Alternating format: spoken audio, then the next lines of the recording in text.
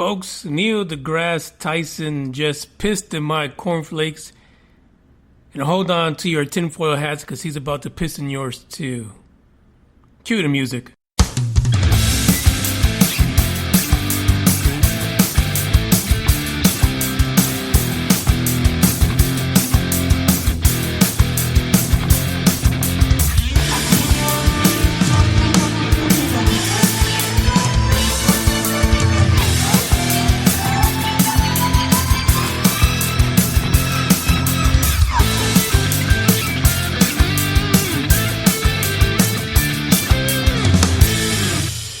Hey, this is UFO Buster Radio, UFO Report number 17, and we got one story and one audio clip. The clip, as you might have guessed, is from Neil deGrasse Tyson, and he says a couple of things about UFOs and things like that. Now, this clip happened from an interview that was recorded back on C-SPAN 2 back in May. And again, I don't know how this escaped me, but what happened was the Express UK had an article about this back in May, and they just recently updated it. I didn't even get to look at what the heck the update was about, because when I saw this interview, I could not believe what he said. Well, okay, he's an astrophysicist. I kind of believe what he said, but there's two parts to this. I'm not even sure if the Express UK covered this, but there's two parts to what he said. And let me just cover the first news story for you, and then we'll go right into the clip of Mr. Neil deGrasse Tyson, astrophysicist extraordinaire.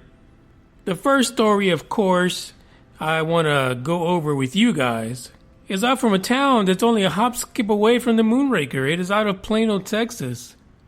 And the article was actually in the same newspaper that broke the Aurora alien crash back in 1897, the Dallas Morning News. I've got the link in the description for you just in case you want to take a gander at it, because it does have a video. Now, they titled the article, "Bro, What Could Those Be? UFO Sighting in Plano Gets Neil deGrasse's Attention." Now, Neil, of course, chimed in because the individuals that actually saw this UFO and recorded it posted the original video on Twitter, and Neil chimed in. The video has these orb things. Now, there's a part in the video where you initially just see two little orbs, then you get three. Now, the big thing here is that they end up in a triangular shape. Then one of them disappears. The two start flying off in a different direction. And at one point, they have a trail behind them, kind of like if it was a meteor of some sort. But they didn't just fly straight down. They were flying in all kinds of directions. And to quote most reports of these type of things, they are under intelligent control. And I did a little air quotes for you right there. You didn't see it, but I did it. The video is pretty amazing. Now, what happened is that this individual, Hunter J. Gombach, recorded this and put it on Twitter. Now, the sighting occurred 10:30 p.m. June 27th, and he recorded this from a rooftop in Plano. And during the video, he's giving a play-by-play of what he's saying along with his companion. He tweeted this, and Neil deGrasse Tyson actually responded to this tweet. Neil responded with, "The universe brims with mysteries." No shit. Anyway, that pretty much is the extent of what the article says, because you really have to see the video. The bulk of the information is in the video. You guys have got to check this out. It is pretty amazing. Now, is it a drone? If it was a drone, if it was 3 drones, then they were on fire and they were moving pretty damn fast and doing a lot of great stunt work. Pretty high in the sky too, by the way. Now, could it have been an airplane? We did see that story, what was like a week ago, out of the UK, where they had that one specialized plane that leaves all these like fiery trails behind it or whatever. But that plane was not allowed to fly at night because of that, because of the craziness that it would stir up. Now, could it be possible that these three objects were similar planes? You could almost make an argument for that, except for the fact that they seem to have been flying in a perfect triangular shape and almost in unison. I mean, it was really weird. It was not something that you would think stunt planes can do. But you've got to see it. It's a crazy video, and it is unidentified. And when we get into the clip in a few seconds, Neil deGrasse Tyson is going to explain to you the whole unidentified thing, and I think we should embrace it. We really should. Hey, this is Jerome, and from planet Earth, you're listening to the UFO Buster radio show right here. All right, so we're ready to play the clip from Neil from back in May, Mr. Tyson, astrophysicist. But before we do that, I want to prep myself, and I want you guys to do the same thing. I'm going to clear a little bit of room here on my desk because I'm going to bang my head against it just to get ready for what Neil has to say. Hold on a second.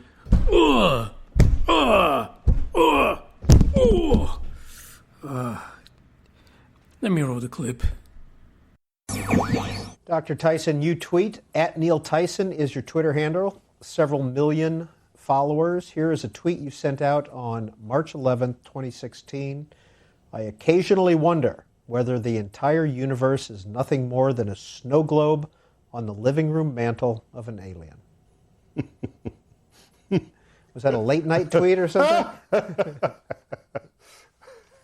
Yeah, I occasionally wonder that. That's all. The universe is all we know. It's our entire existence.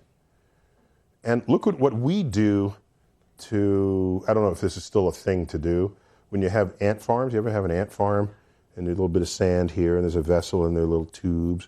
They're the ants just doing their thing. And I don't know if they're happy or sad or they're thinking about it, but do they know they're in an ant farm? Do they have self-awareness? Do they have any idea? Do bees know that you're about to steal all of their honey? They have a world where they are pollinating plants and coming back and making honey. Do they have any idea that we created that world for them when it's a bee farm? Any idea at all?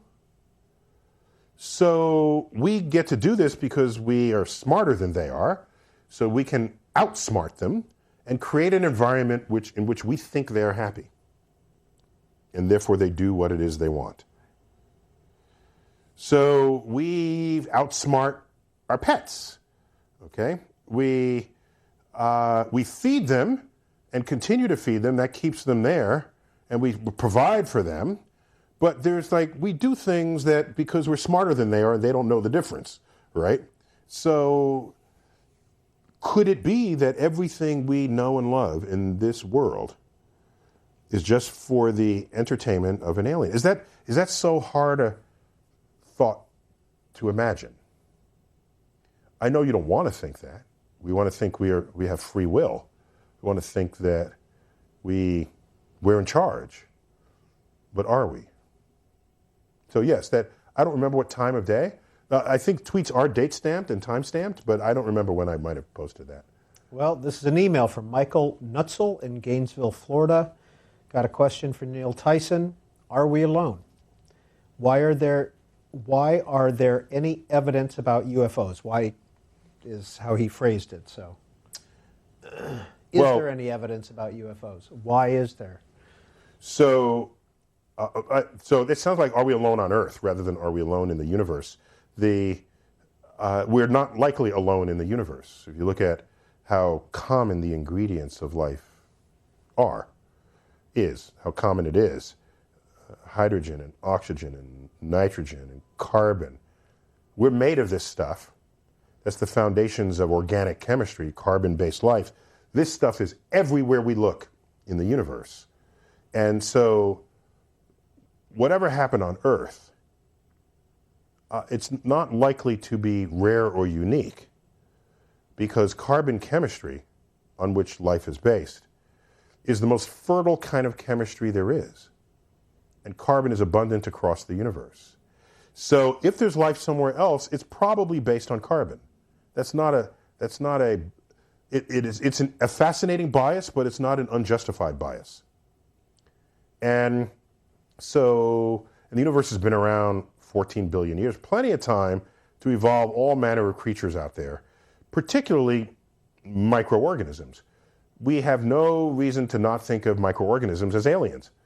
They don't have to have built a ship. There's just alien life on another planet. Now, have we been visited? That's a different question than whether we assert that there's life elsewhere in the universe. By the way, we have people looking for life in the universe, as well as not only any kind of life, but intelligent life. And we try to be clever about how we conduct those experiments.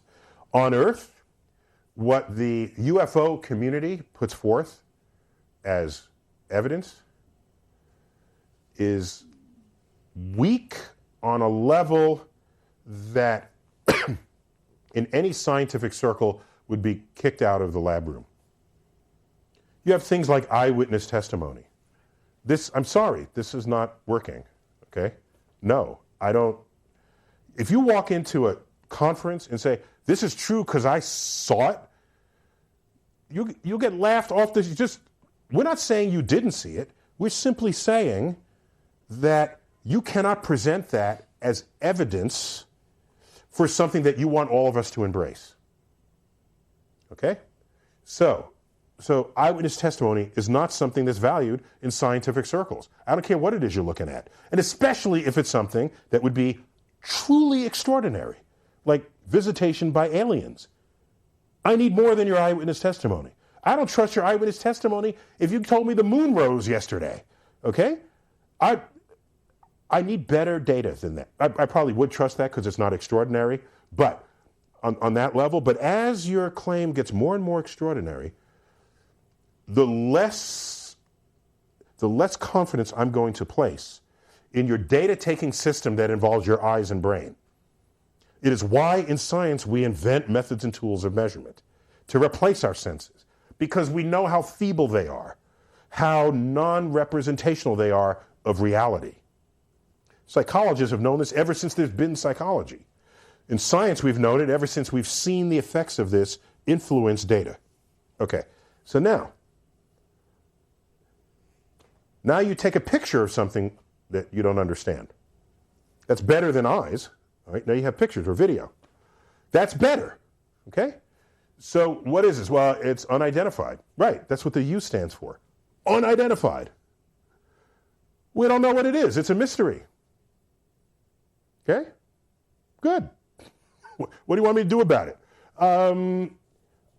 Okay, so my point here is, if you've seen a UFO, the U, just remind yourself what the U stands for. Unidentified. Once you say, I just saw a UFO, there really should just be a period at the end of that sentence. But what typically happens is people keep talking, and they say, I don't know what it is, therefore it must have been an intelligent alien visiting from outer space coming to Earth to observe us. But wait a minute, you just said you didn't know what it is because it was unidentified. Now you're telling me what it must be? The fact that you admitted that you did not know what you were looking at precludes all the rest of this sentence that just came out of your mouth. Okay. I'm not going to stop you from trying to find the aliens. I'd love to meet some aliens. But I have such low confidence in your claims that they're aliens that I will not be investing any of my time. But I'm glad you are. Go right ahead. And the day you find an alien, I need something better than your video camera showing that it's unidentified, and I need something better than your eyewitness testimony. Ideally, in fact, bring the alien. All right? You're good to go. I'm not going to stop you from doing that. A. B, everybody has a video camera today. Everybody. Where are the flooded YouTube postings of people's experiences inside of flying saucers, shaking hands with the aliens? Where is that? We have video of extremely rare phenomenon now because everybody has a video camera. We have video of buses tumbling in tornadoes.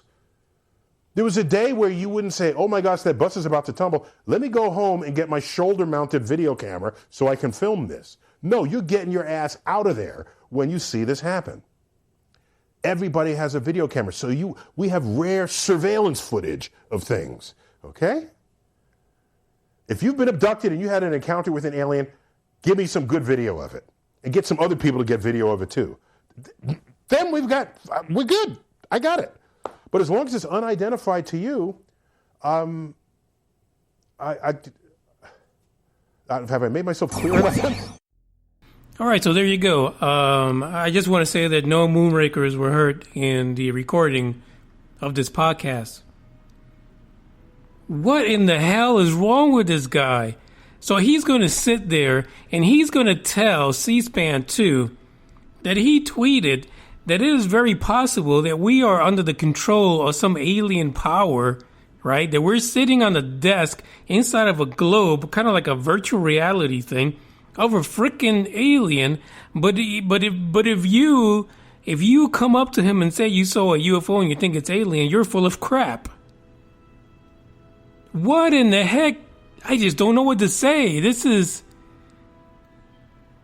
lunacy. Maybe I need to read that Express UK article because maybe he's retracting that in that article, because how can you go from aliens are controlling us, that they're pretty much in control of every facet of our lives like we're ants in an ant farm, but then when Billy Bob says he saw an alien or he saw a UFO craft, if he saw a ship that looked like nothing he's ever seen anywhere his entire life, you're going to tell him that he's a dimwit. I just don't know what to say. And I just want to bang my head a little more. I want to bang his head a little more. I don't know. This is bananas. You guys let me know what you think about what he said. I mean, granted, he's a smart guy, right?